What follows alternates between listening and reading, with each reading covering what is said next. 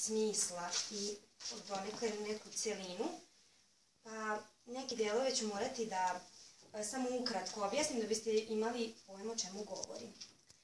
Zbirka Mesečev kamen Milorada Pavića predstavlja svojevrstan ogled u kome se sažimaju različiti oblici, književne vrste, književne epohe, realnost i svet snova.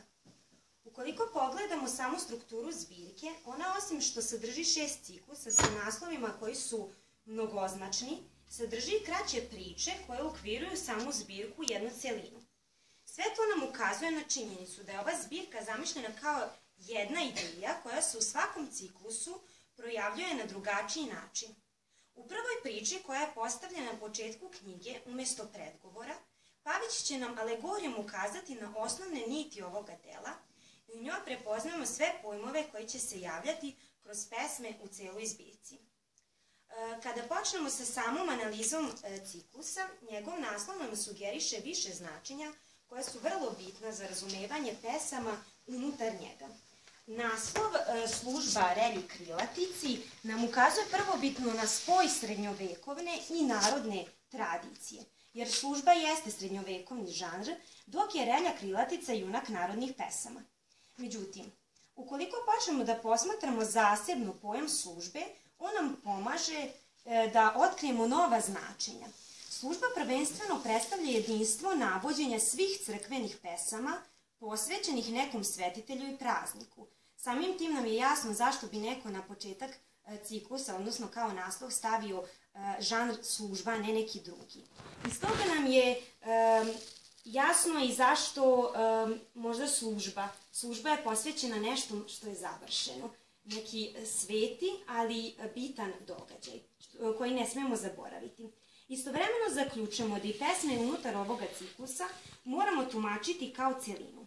Službom se vernici koji žive na zemlji i u realnosti obraćaju za pomoć svetitelju ili višnjoj sili na drugom svetu. I ova relacija zemlja i nebo je česta u samom ciklusu i u celoj zbirci pesama. Tako tumačenje služba je žanr koji odgovara povezivanju dva sveta. Ona u toj poziciji vrši funkciju veze između realnog i imaginarnog sveta, sveta živih i mrtvih, zemlje i neba.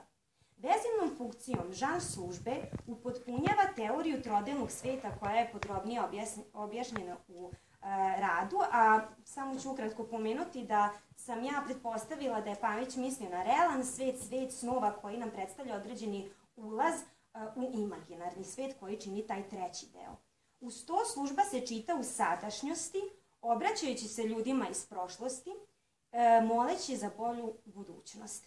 Posmatrajući tako, služba postaje žiža u kojoj se sabiraju svi delovi nelinearnog vremena. Kogod je bio na poslednjim predavanjima Save Damjanova, profesora Save Damjanova, mislim da je svakako slušao o tom nelinearnom vremenu, a ukratko to je vreme gde i sadašnjost i budućnost i prošlost istovremeno traju.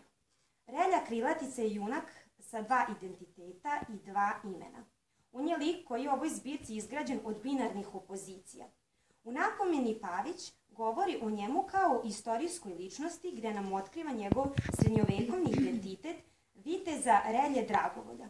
U prirodi tog srednjovekovnog viteza je bila snaga i hrabrost koja je pravila protivtežu hrabrosti i moći cara Dušana. U napomeni saznajemo da je Relja u istorijskim borbama stalno prebegavao sa srpske na vizantijsku stranu i obratno, u čemu vidimo još jednu podvojenost ovog lika. Prezime je Dragovolj, njegovo prezime je Dragovolj i ja sam to možda i olako, ali protumačila kao kako mu je volja ili kako mu je drago, što ukazuje na mogućnost ovog junaka da se opredeljuje između nečega, a to nam istovremeno govori da je Relja postavljen na granici izbora. Interesantno je koliko je položaj samog Relje kao junaka zapravo sličan položaju pesnika pri tome kada bira reči za pesmu. Njegovo prezime u narodnim pesmama je Krilatica, što ga povezuje sa motivom krila, ali istovremeno, nedavno mi je palo, to još uvek nije ušlo u rad na pamet, sa motivom krilatice kao reči, a ne kao posjedovanje krila. Sa prostorom između neba i zemlje. Motiv krila uvek vezujemo za nebo, međutim on nije samo krilatica, već i Relja. te ga njegova ljudska priroda često spušta na zemlju. Tako dobijemo utisak da je Relja polubog koji ne može da se uspne ni na nebesa zbog svoje ljudske prirode, niti može tako uzvišen da se zauvek opredeli za bivstvovanje na zemlji. U begu od nevolja Relja se zamonašio u grčkom manastiru i on ne umire kao epski junak u borbama, niti umire kao proslavljeni grčki svetac. I kao što će Pavić navoditi često u svojim pesmama ovog ciklusa, nisi ni Srbima Hrelja, ni Grcima Harinton. Relja Krilatica je simbol čoveka koji preleće iz realnog sveta u imaginarni, koji je istorijska ličnost, ali lik narodnih legendi. On je junak koji se vezuje za istorijske događaje srednjovekovnih Nemanjića i istovremeno ima zmajoliko poreklo u narodnim pesmama. Samim time, Relja jeste junak na granici, onaj koji povezuje realni svet i svet imaginacije, no ipak naslov ciklusa upućuje na mogući pogrešni put u tumačenju. Sam ciklus u obliku službe nije posvećen Relji Krilatici. Kako bismo to mogli bukvalno da protumačimo? Naslov ciklusa je samo šifra koji će rasvetliti jedna rečenica iz žitija. Citat. Pisac koji ovo noćas beleži, išao je da ga vidi i osluškivao, neće li što čuti kroz debeli stakleni oklop. Tada nije čuo ništa. Mnogo kasnije, kod kuće, jedne večeri čuje Hrelju, ne jedan glas, nego osmoglasnik. Bogumilska priča, dakle, nije bila lažna. Iz ovog citata vidimo da glas Relje je zapravo ono što pisca zanima. I to ne jedan glas, kako piše, već više glasova daje reči. Tako ciklus pesama, koji je na prvi pogled posvećen Relji Krilatici, nije posvećen njemu, već rečima. Ovako tumačenje podupiremo objašnjenjem prve pesme u tom ciklusu pod nazivom Stihire onoj koja daleko seje. Ta pesma može prvobitno da asocira na molitvu posvećenu Bogorodici, pošto je upućena ženskom rodu i sadrži divljenje plodnosti i to sa odnosom kakve imaju srednjovekovni pisci prema Bogorodici. Međutim, tada bi se obesmislili mnogi drugi stihovi, te takvo tumačenje u potpunosti možemo odbaciti. No uz sve to mesta bi ostalo u potpunosti nejasna ako posvetimo Bogorodici. Ipak, ukoliko postavimo hipotezu da je stihira posvećena reči ili glasovima, što se može povezati sa citiranom rečenicom iz žitija, ona dobija potpuno drugo značenje. Pesnikova obsesija jeste biranje reči za njegovu pesničku tvorevinu. U prvoj strofi pesnik se reči obraća kao božanstvu, on joj se moli i moli ne samo da mu se projavi, već i da mu oprosti ako se ogrešio o nju u bivšem svom stvaralaštvu. Zatim u drugom delu prve strofe Pavić otkriva da reč traži u onostranom, u svetu snova. Njemu se reč javlja u svetu noći i snova, a nestaje u varvarskom zvuku dana. Varvarski zvuk sam ja doživjela kao zvuk svakodnevnog razgovornog jezika, koji nije dostojan da uđe u njegovu poeziju, jer je ona sveta. U drugoj strofi Pavić moli reč da ga sačuva od grehova u noći. On za obred stvaranja mora i želi da bude čist. Poredi se sa zvonom koje ječi za vreme sedalnih pesama, što je posebno interesantno jer sedalne pesme se ne pevaju, već se govore. Što znači da je zvuk zvona koje zvoni za vreme sedalnih pesama jedina melodija koja se čuje. Mislim da ovo upućuje i naglašava usamljenost pesnika koji stvara melodiju reči. Odmah zatim se javlja i motiv konjanika koji nosi hram u kome reči pesnik trebaju da se sjedine. Motiv hrama simboliše spajanje. U njemu se vrše krštenja, to je spajanje sa verom, venčanja, spajanje sa supružnikom i monašanje, spajanje sa Bogom. U sva tri slučaja hram je mesto na kome dolazi do sjedinjavanja. Za pesnika u ovoj pesmi je svadbeno veselje spajanje sa rečju, jer će se iz toga izroditi izraz njegove pesme. Sledećih nekoliko stihova podsjeća na stihove iz pesme nad pesmama. Prikučih se očima sisa tvojih da srce mi okrne. Htedoh umiti život nad kladencima najbližim.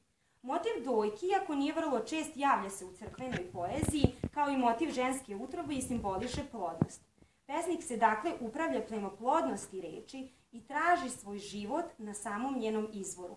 Zato Pavić u ovoj pesmi koristi staru leksiku. On u staroj leksici pronalazi izvorište značenja. U tim rečima pisac spoznaje sve tri dimenzije vremena, jer su za njega reči svevremene i stalno menjaju obliče, ali ne i smisao. Mošti, kako on pominje u svojim stihovima. Mošti reči su današnje reči. Njihovo pravo obličje je u tamnoj prošlosti u koju pesnik ponire pomoću sna. Da bi našao pravi izraz, on se muči jer mu se ona ne otkriva uvek, te je prisiljen da se pretvara i dovija da bi je spoznao.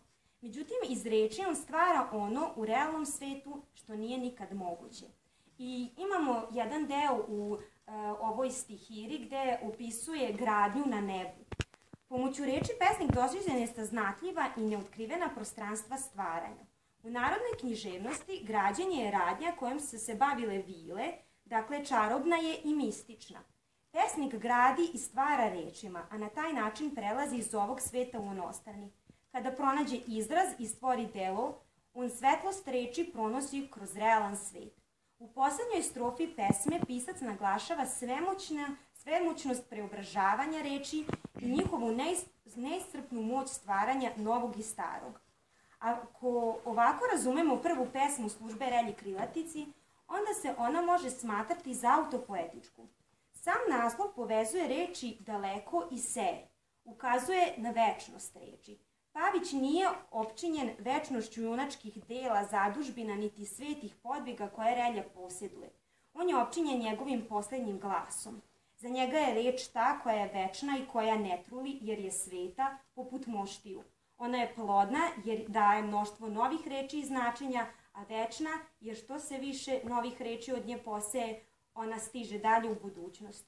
U reči se sabira Pavićeva teorija u istovremenom trajanju sva tri vremena. Ona može da potiče iz doba seoba Slovena ili srednjeg veka, a da bude prisutna i u savremenom jeziku i da izražava suštinu smisla koja je potrebna pesniku. I osim toga moram da napomenem da sam naslov stihira, onoj koja daleko seje, upućuje i na parabolu iz Novog Zaveta, gde Hristos priča priču o sejaču i gde zrno padne, i na kakvo da tlo padne zrno, tako će izrasti biljka. I ja se nadam da smo mi dobro tlo i da je Pavić danas ponosan na nas. Hvala vam.